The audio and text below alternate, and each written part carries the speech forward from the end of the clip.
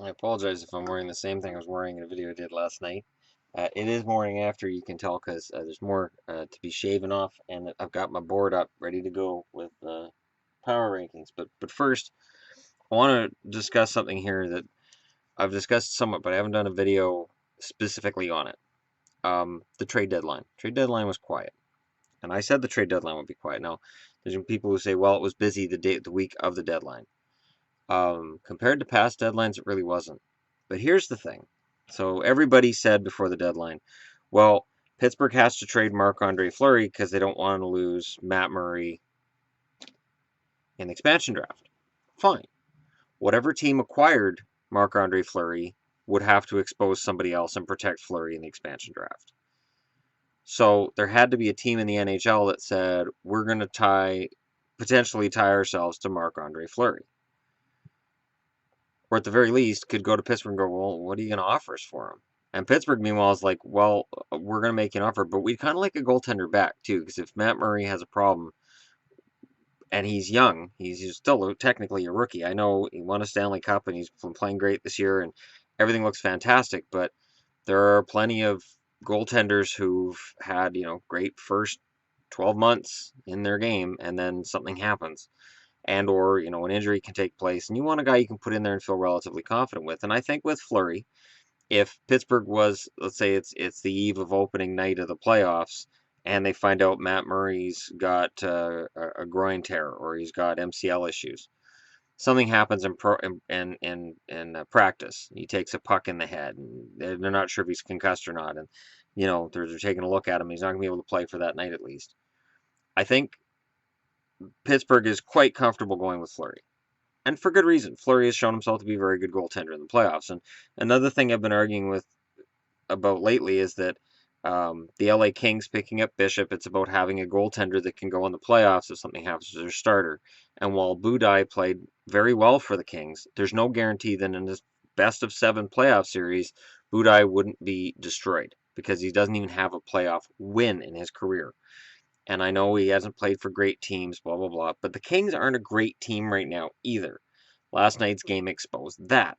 The Toronto Maple Leafs, for anybody who didn't stay up late to watch, you're going to look at the score and go, ugh, typical Leafs. Not. The Leafs, every play were faster. And the Kings are going to have a massive problem in the playoffs with their foot speed. It is something that's going to kill them in the first 10 minutes, I think, of any game. And if they make the playoffs, any game they play those first 10 minutes, their lack of foot speed just kills them. Now, because they have smart players and because they're decent in the faceoff circle, they can kind of neutralize that as the game goes along. But man, those first 10 minutes are just brutal. So the Kings are going to have problems. And the Leafs, if they can make the playoffs, and that's a big if, but if they can make the playoffs, then they can do some damage based on their speed and just their general lack of any kind of pressure to succeed in the playoffs. Just being there will make their fans very happy, and anything they do after that is gravy. So foot speed is major, and having experienced goaltending is major. So that's why Fleury didn't move.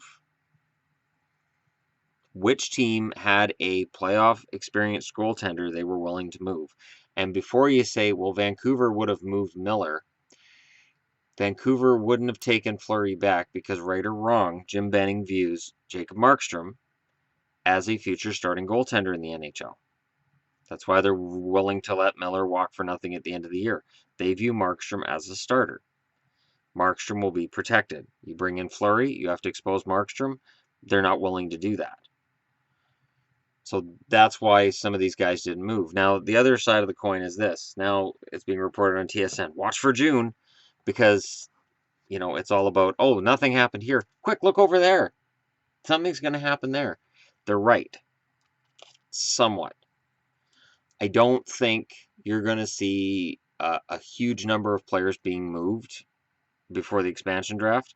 I think what's going to happen is Vegas is going to pick up a lot of draft picks in 17 and especially 2018. I think while Vegas would like to pick up probably, I would think, 2 or 3 first rounders this year if they can. I honestly think next year is going to be the draft they're looking at, because the first year, the odds of them being any good are pretty slim. and next year's draft is supposed to be better than this year's. So if they can get a higher draft pick next year and have a bunch more in their back pocket just for not taking people. And if you think about it, some of these guys that teams are worried about being exposed, in many cases, they're guys who are older. They're not really as key as they once were, or they haven't quite lived up to that potential, or else they'd just be protected. The fact that they're saying, well, we don't want to lose guy X because, we think he can still do something. He's not a key guy, or he's already protected. Whether it's 3 defensemen, 4 defensemen, however many defensemen they're going to protect, whoever doesn't get protected, there's 2 things here. The one exception to that, of course, is your GM decided to get a bunch of guys with no movement, no trade, and has to protect them instead. And that is a problem. But again, if I have a GM coming to me and saying, man, I got all these guys on the blue line that are no trade, no movement, my answer to him is, yeah, because other GMs are aware of what's going on between the other teams. And he goes, man, I really need to move. Let's just use Washington as an example. Let's just say Washington goes, we're worried that we have to protect Orpik. And I don't even know if he has a no trade, no movement. That doesn't matter for this example. We don't want to have to protect Orpik and risk losing Shattenkirk. That's my example here. As a GM, I'm going to hear that and go, okay. But if I take Orpik, I have to protect him. And then let's just say Calgary. So I have to protect him, and now I may lose TJ Brody. So what's in it for me to take that guy off your hands, and then I potentially lose my guy? And I think that's going to cause problems in June as well. What happens, at the trade deadline is teams are trying to arm up for the playoffs, and right now they're also is looking forward to the expansion draft. But even as the expansion draft is, imminent, we're right on the eve of it, making some of those moves isn't going to be easy because one GM's going to another and saying, I've got a problem, I need you to fix it. And the other GM's going, if I take on your problem, I have a problem too, because now I have to expose one of these guys I don't want to expose. Believe me, there's no team out there that's saying, well, we have no worries about exposing people. Let's change that. Let's go to Chicago, Pittsburgh. Let's find some team that has an expansion problem. And again, with the fact this draft is perceived as being shallow on talent, top end talent is hard to come by in this draft. Those draft picks aren't as attractive either, because now it's like, okay, so I've acquired your problem contract that I have to protect, and in response, and what I get for doing this is I get back a prospect who may never play in the NHL, and if he does, he's not going to be 10% of the player as this guy that I now have to expose. So that's where we're at. And that's why I really don't think June is going to be this whirlwind of activity. I'm very interested in what Vegas does, because I honestly think instead of, let's say I'm the GM of the Flames and I've got all these guys I don't want to lose, I'm not going to go to Vancouver, Edmonton, LA, work my way all around North America trying to find a GM to make a deal with me. I'm going to Vegas. I'm saying, Mr. McPhee, I have 2 guys here I'd rather not lose. Which one of these guys that I would protect, which one of these guys are you really, can we do a deal here? And that you're going to see 3-way deals. You're going to see, I think you're going to see complicated deals, and I think Vegas is going to be involved in most of them. George McPhee is going to be a very, very busy man from this day forward. I would not be surprised if he's already getting phone calls, just casual ones right now, probably from a team like a Pittsburgh or a Chicago. Hey, George, how's it going? So, just kind of spitballing here. We're in March. June's a long way off. But I'm projecting I'm going to have to expose, insert name of player here. What's your vision for your team? Do you see them as more of a defensive team, offensive? What are you hoping to build? Because every GM comes into the draft with something different. Minnesota came out with guys who were sort of fringe NHL. They were going for a younger, more hungry team, and Columbus came out with a more NHL ready, older group, and Columbus competed quicker. San Jose went with young, tough, hungry players. Tampa went with the more experienced. Ottawa went with the younger, more fringe guys. Florida went with experienced. Anaheim went with youth. George McPhee, and only George McPhee, knows exactly what his vision is for the Las Vegas Golden Knights.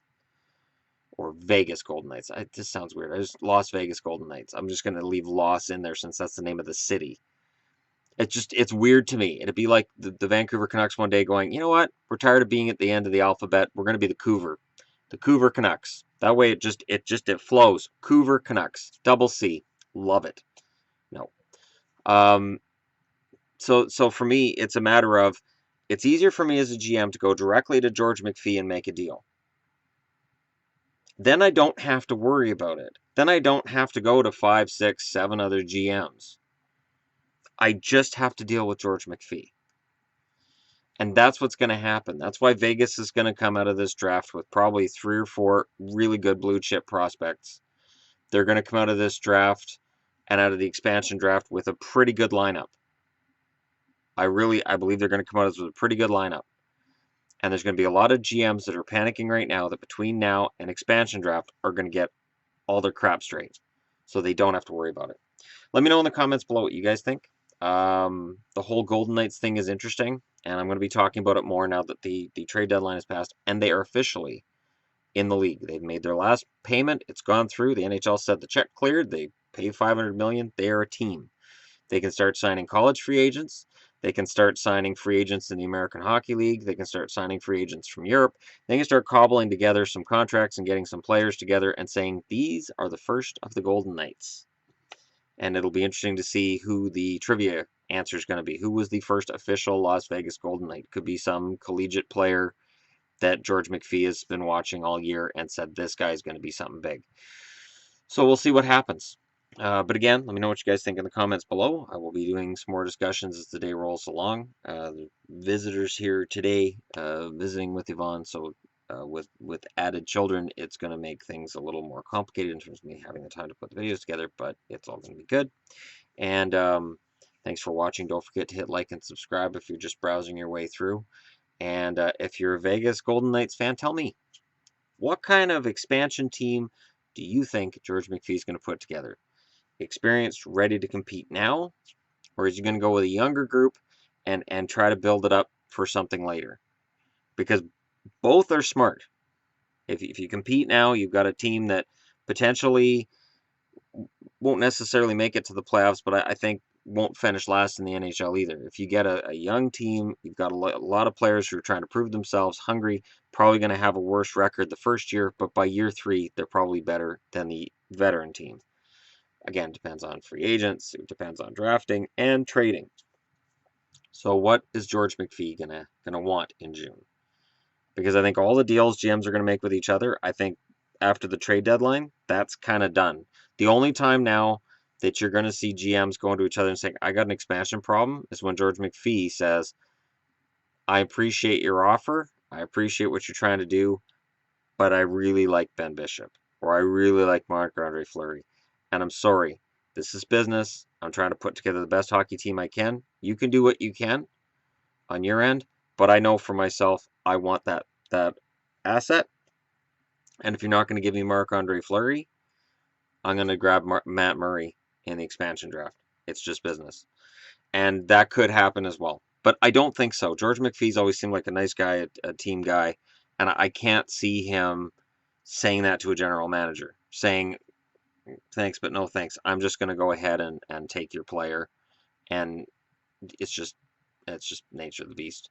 So again, let me know what you guys think, and I will talk to you all again soon.